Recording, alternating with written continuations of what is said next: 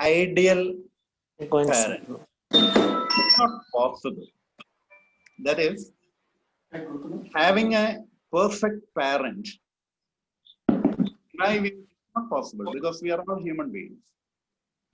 We talk about these theories, and at times we may not be able to do that. But learning these theories will help you to correct it. We may go out of track, but we will realize, and this kind of learning will bring back fast to the track.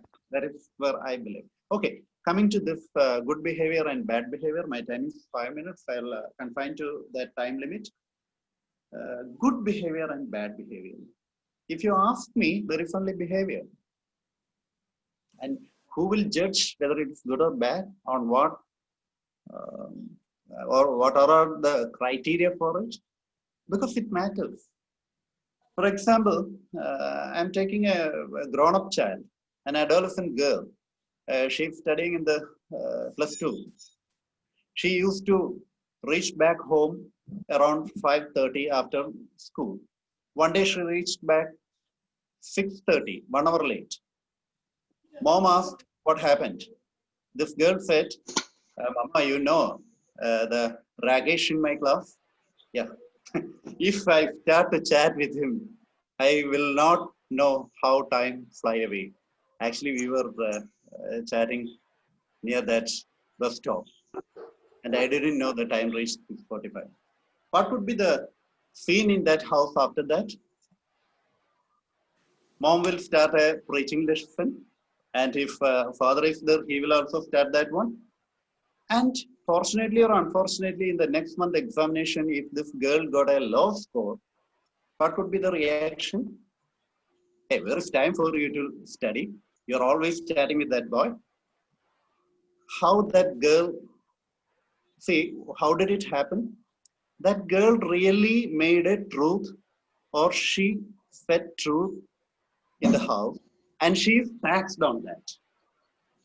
So in the next time, if the same thing happens, she reached back home after 1 hour late. Mom asked what happened.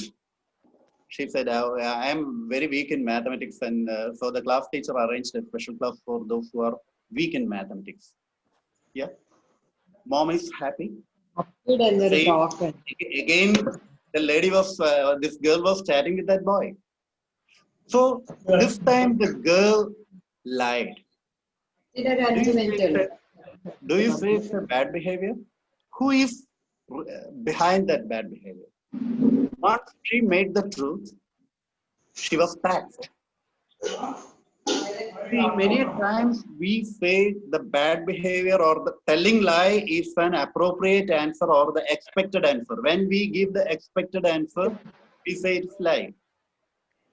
When the real answer is not welcoming or when the real answer is not appropriate, if you see at that point of time, or the other end or in the receiving end, if they are not ready to accept the truth, we will give an answer acceptable for them. That is called lie.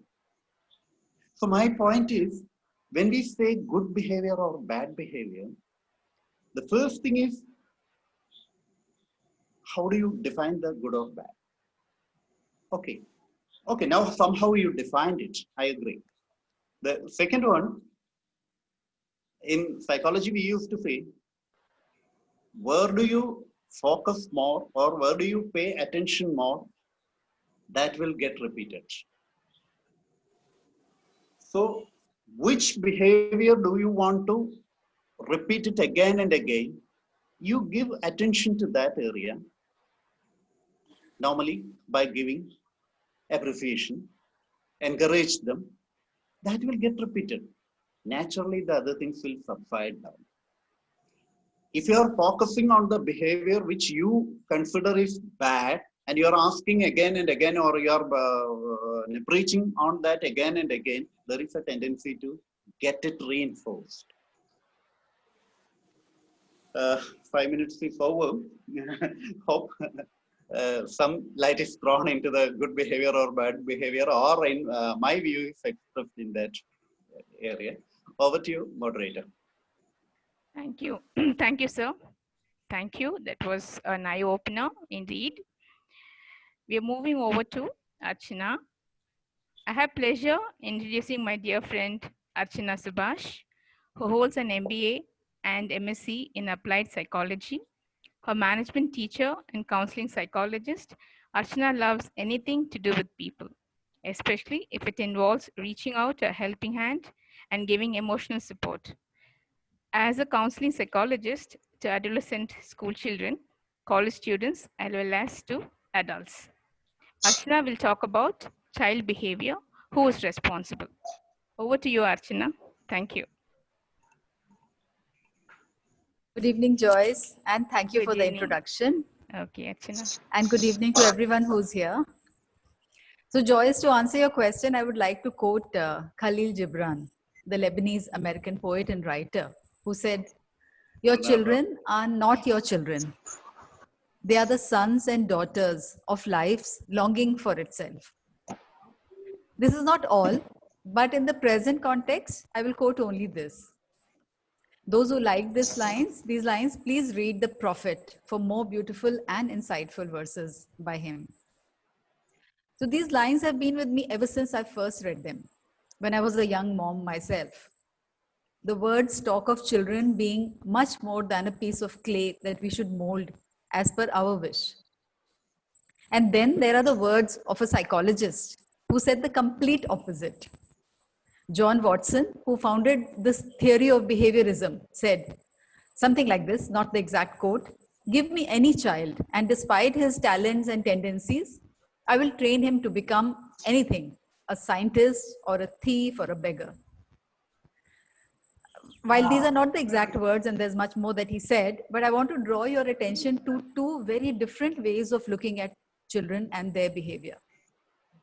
So, who is responsible for a child's behavior and for what they become and how they live their lives? Is it their heredity or their environment? Now, we as parents bring in some heredity factors and are a big part of the environment of the child. So, it goes without saying that we are responsible. Let's look at what we are responsible for and how we can fulfill that responsibility. A child brings much more into the world than is immediately understood. I mean, we all know that as parents. The temperament gets revealed by and by. The tendencies, like let's say towards sports or art or activities, the natural likes and dislikes, all these get revealed over time. So, our first job as parents is to start figuring out this mystery of creation. We are not the creators. The gift has landed in our laps, and we start the process of unveiling it. And this happens simultaneously with the process of child caring and rearing. So this is where the fine tuning starts, or our role as parents. Let's say the child seems to dislike eggs, while my theory says feed him eggs because they're good for his growth. So what do? Well, I look for protein substitutes that the child will accept. Of course, a lot of what we give to the child in terms of whether it is food or the way we dress them and so many other things are determined by the parents, by us. So we are the boss, so to say. But children are not our subordinates who have to be molded into a certain behavior pattern and should learn and do things that matter to us without consideration of their temperament or learnings or leanings. So just to give a personal example, when my son was small, he would play with his toys and then put them away in a box, which we dragged under the staircase. This was not because I lectured him on this or forced him to do it. This was, I mean, I made it as a fun thing, putting the toys away so the place is cleared for other activities, or it just looked clean. After a certain point of time, he didn't even ask me for help. He owned it. To a large extent, he owned his food and clothing choices.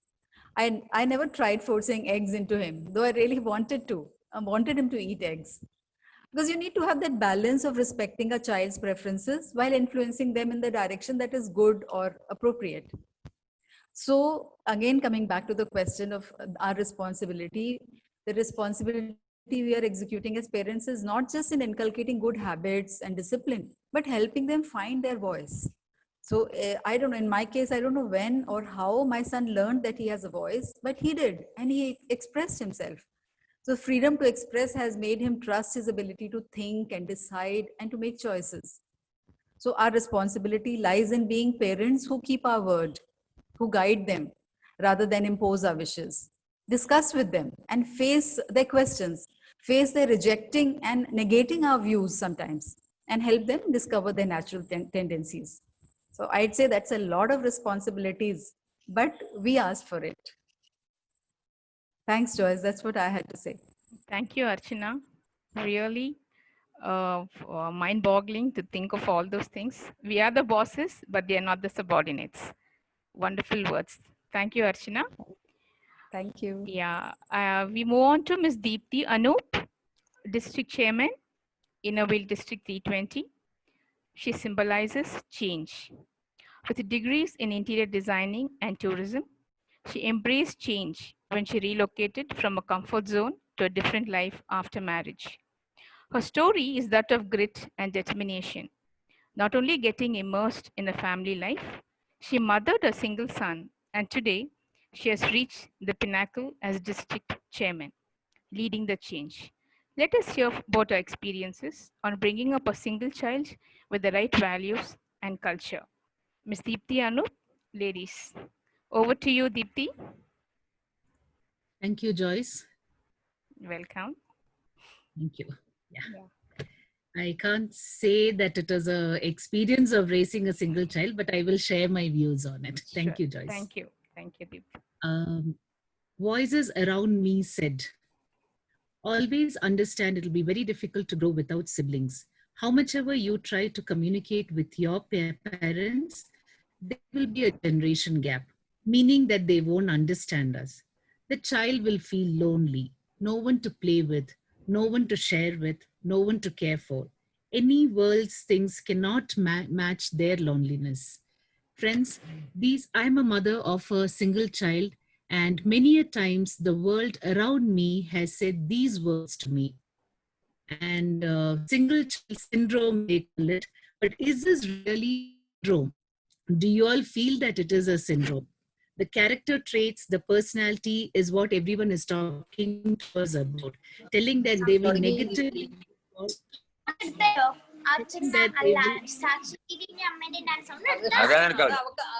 will mute them, Joyce. I think, yeah, okay. Is this really a syndrome? Do you the syndrome? The character traits and personality is what everyone talks to us about, that they will negatively involve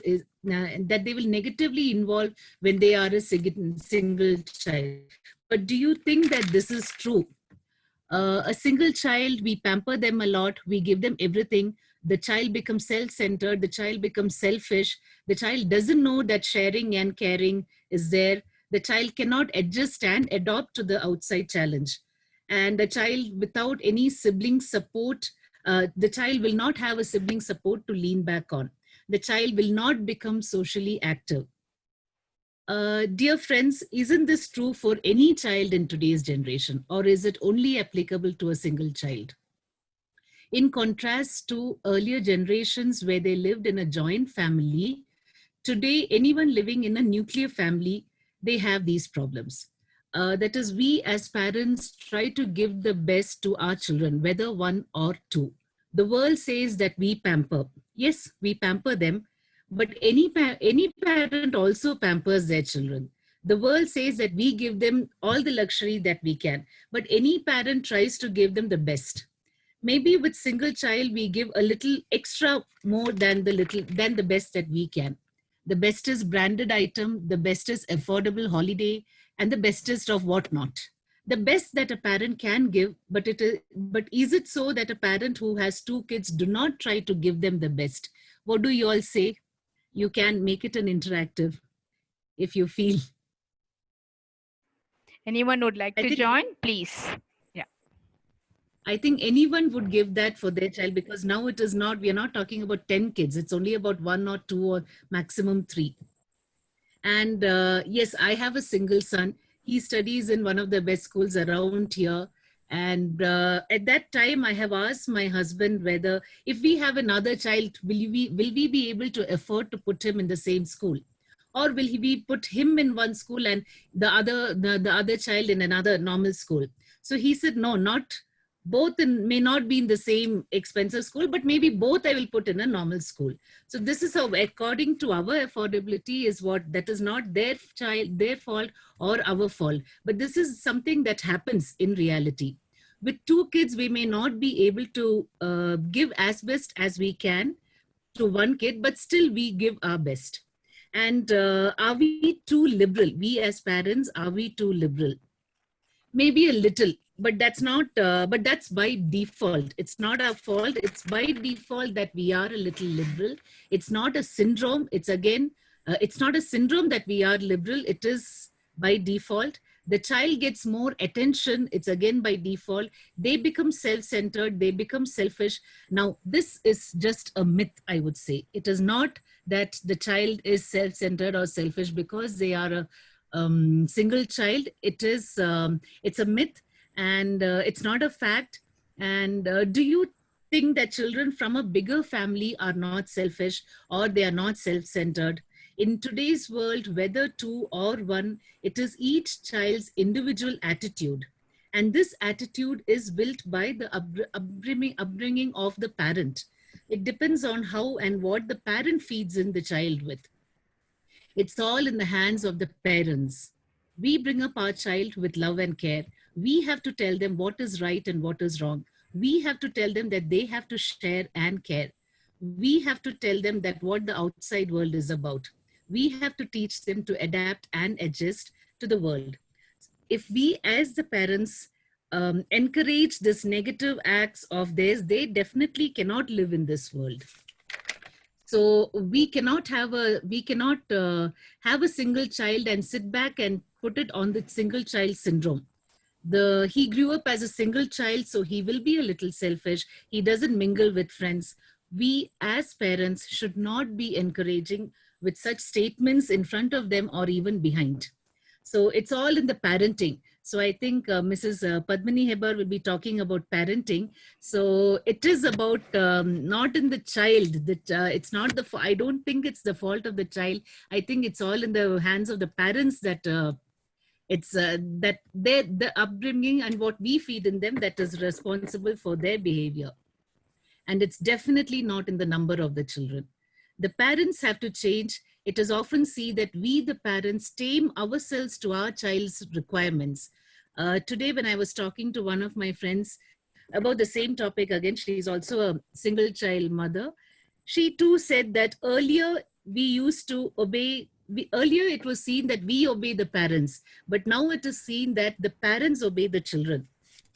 So it is not, I mean, it is what we have cultivated in them. We could have said a no or a yes from the beginning itself. So this is again not done purposefully, it is by default. And if it's we parents who have to change at this time. So do not put the blame of the characteristic traits and the personality on the child. If there is a single child syndrome, I think there is also an elder child syndrome and a younger child syndrome and even a middle child syndrome. I had an elder child syndrome.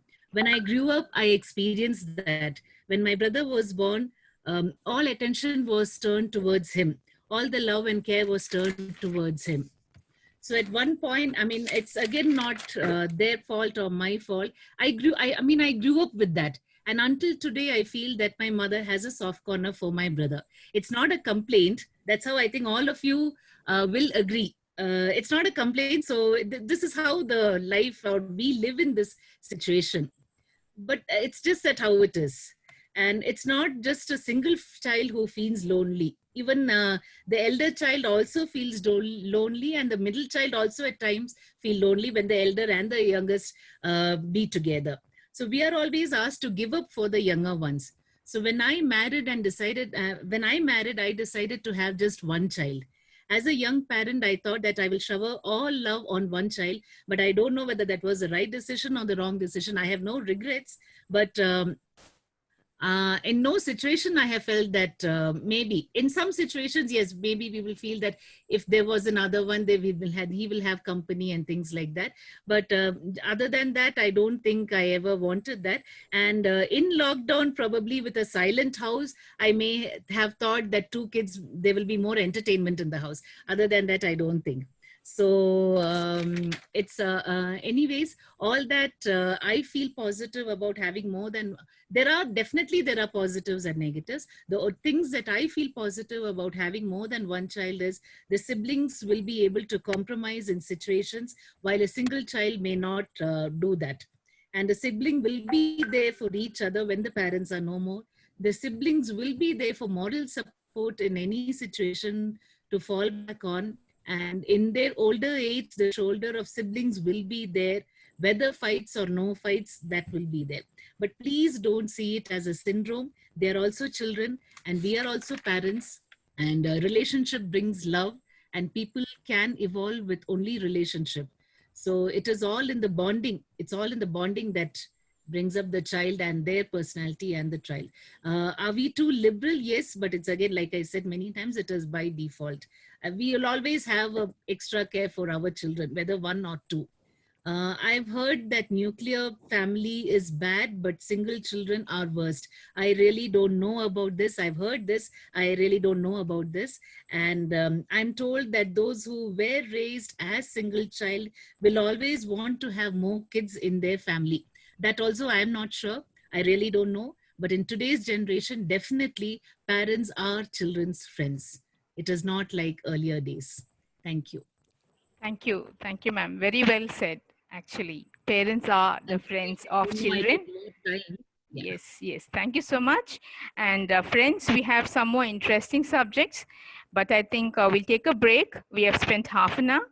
So if you can just please log out and log in, I'll be very grateful. Thank you. Thank you, District Chairman, for this beautiful speech. Thank you very much. You, friends, I'm just ending this meeting. Please join again. Thank you very much.